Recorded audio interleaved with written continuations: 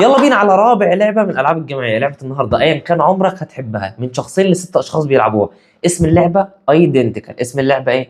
ايدنتيكال. بس لعبه النهارده مختلفه جدا جدا جدا. لعبه مشهوره طالعه ترند، بتعتمد على قوه الملاحظه. بتعتمد على ايه؟ قوه الملاحظه. يعني هيبان مين الذكي في الشله. حمستك للعبه؟ يلا بينا صلوا على النبي، يلا بينا نشوف اللعبه دي مع بعض. رجعنا لكم تاني. اللعبة بتيجي عبارة عن 54 كارت. يلا بينا نشوفها مع بعض من جوه.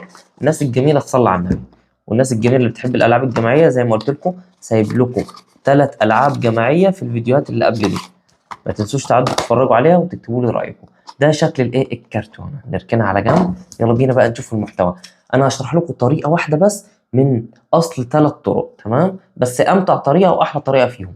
بصوا يا جماعة، الورق بيجي في الظهر كده اشكال كتيره جدا جدا زي ما انتم شايفين كده. 54 كارت. بيجي هنا رسومات كتيره. احنا دلوقتي مثلا 4 اشخاص هيبداوا يلعبوا اللعبه معانا. الفوره مثلا سي من 5. تمام. ايه الفكره؟ في حاجه واحده نفس الشكل اللي هي ايه؟ الصاروخ. حاجه واحده بس بتيجي نفس الشكل. احنا بنبدا هنا قاعدين لما داير ما يدور، والكروت بالشكل ده، وهنا الكروت بتتحط كده. دلوقتي هنبدا ايا كان الاشخاص عددهم من 2 ل6. احنا قلنا انا هبدا انزل كارت، واللي هيقول ايه الحاجه اللي نفس الشكل الاول يلم يبقى واحد. اوكي، ايه الحاجه؟ بسرعه بسرعه معايا. مين؟ حد يفكر. ايه انا لسه ما جبتهاش على فكره. ايه حد جابها ولا لسه؟ في حاجه هتلاقوها نفس الشكل اللي هو الشكل ده، العصفور. اللي هيقول العصفور الاول كده ايه؟ واحد. اوكي، بسرعه. التانية كده مثلا هنلعبها ب4 اشخاص.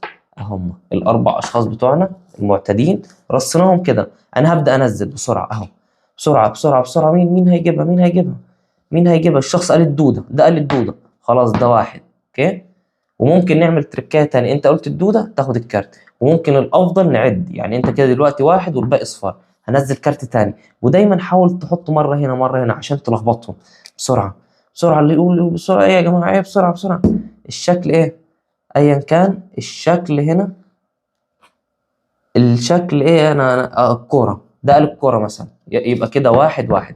واللي الفرة من 5 اللي هيلم 5 كروت الاول هو اللي هيكسب. لعبه حماسيه جدا، وفي اللعب واللمه، وده بيلحق يزعق عشان يقول. بتكون حماسيه وبتخلي القعده كلها حرفيا رهيبه.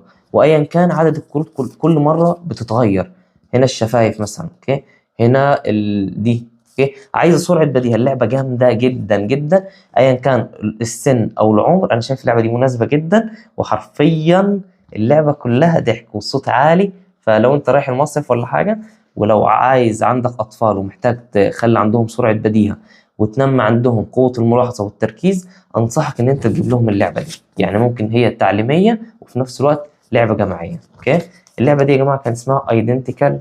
اتمنى تكون عجبتكم. ما تنساش بقى تشترك في القناه، ولايك جميل يا بطل، واستنوني في لعبة جديدة. يلا السلام عليكم.